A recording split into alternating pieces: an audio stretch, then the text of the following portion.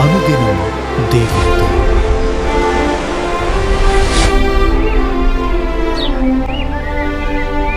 Praise the lord. అనుదినం దేవునితోనే కార్యక్రమాన్ని చూస్తున్న మీ అందరికీ మన ప్రభు అయిన రక్షకుడైన యేసుక్రీస్తు ఘనమైన నామంలో వందనాలు. ఉదయకాలం దేవుని వాక్యం చూసుకుందాం. మత్తయి సువార్త 24వ అధ్యాయం 4వ వచనం. యేసు వారితో ఇట్లనెను, ఎవడునూ మిమ్మును మోసపరచకుండా చూసుకొనుడి. మోసపుచ్చడం సాతాను ప్రధాన లక్షణం. కొత్తగా పెళ్ళైనటువంటి ఒక జంటకు 2 సినిమా టికెట్లు పోస్ట్ ద్వారా వారి ఇంటికి వచ్చాయంట. అయితే ఎవరు పంపించినారో వారి పేరు కానీ అడ్రస్ కానీ ఏమీ రాయలేదు. ఈ సినిమా టికెట్లను ఎవరు పంపించినారా అని దంపతులిద్దరూ తర్జన భర్జన చేసుకుని ఎవరు పంపిస్తేమి, సినిమాకి వెళ్దాం పదా అని చక్కగా రెడీ అయిపోయి ఇద్దరు సినిమాకి వెళ్ళారంట. సినిమా నుండి ఇంటికి తిరిగి వచ్చి చూస్తే తమ ఇంటిని ఎవరో దోచుకున్నట్లు గుర్తించినారంట. ఇంట్లో టేబుల్ పై ఒక చిన్న చీటీ ఉండడాన్ని గమనించారు. ఆ చీటీ దగ్గరికి వెళ్ళి చూస్తే ఆ చీటీలో ఇప్పుడు దొంగతనం చేసింది ఎవరో తెలిసింది కదా అని రాసి ఉంది. టికెట్స్ను వీళ్ళకు పంపితే వీళ్ళు టికెట్ తీసుకొని సినిమాకి వెళ్తారు, అప్పుడు నేను వచ్చి వీళ్ళింటిని దోచుకోవచ్చు అని ఊహించాడు. ఊహించిందే నిజమైపోయింది. సాతానుకు కరెక్ట్గా తెలుసు నువ్వు దేనికి లొంగిపోతావో, నువ్వు దేనికి ఆకర్షితుడైపోతావో సాతానుకు బాగా తెలుసు.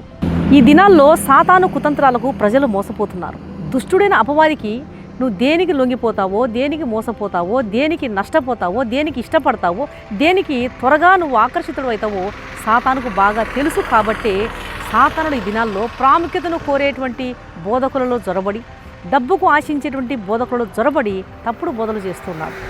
రక్షణ, పాప క్షమాపణ, నిత్య జీవము అనేటువంటి గురుల నుంచి తప్పించి స్వస్థతలు, దీవెనలు, అద్భుతాలు, ఆశ్చర్య కార్యాలు అనేటువంటి వాటిపై సాతానుడు పూర్తిగా ప్రజలను ఆకర్షితులెట్లు చేసి ట్రాక్ నుండి తప్పిస్తూ ఉన్నాడు. నిత్యత్వమును నేను ఎక్కడ గడపాలి అనేటువంటి ఆలోచన ప్రజలకు లేకుండా చేస్తున్నాడు. దేవుని వాక్యపు వెలుగులో తమ ఆత్మీయ జీవితాన్ని, తమ నడకను పరిశీలన చేసుకోలేకుండా పోతున్నారు. ఈ దినాల్లో అబద్ధ బోధకులకు కూడా ప్రజలకు ఏం కావాలో తెలుసు, ప్రజలను ఎలాగ మోసపరచాలో కూడా బాగా తెలుసు.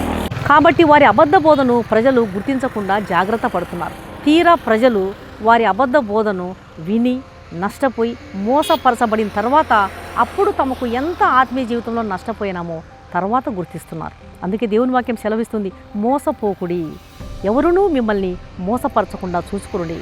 బూదిగంతముల నివాసులారా, నా వైపు చూసి రక్షణ పొందండి. దేవుని వైపు చూస్తేనే మనకు రక్షణ.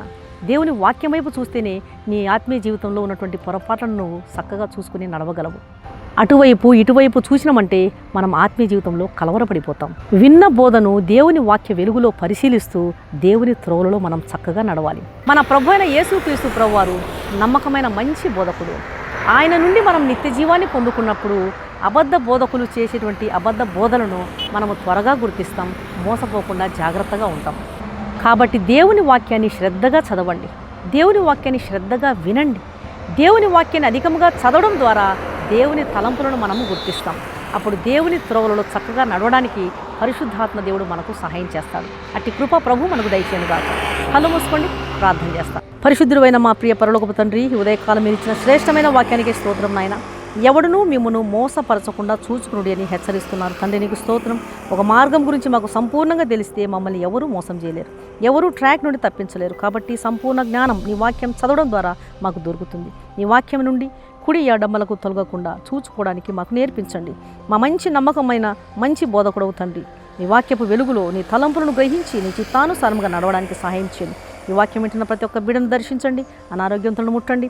ఎగ్జామ్స్ కోసం ప్రిపేర్ అవుతున్నటువంటి ప్రతి బిడ్డకు మీరు జయము దయచండి. మీరే కరుణించి కృప చూపించమని, నా ప్రార్థన ఆలకించమని సర్వశక్తిగల క్రీస్తు నామమున అడిగి వేడుకుంటున్నాను తండ్రి, ఆమెన్.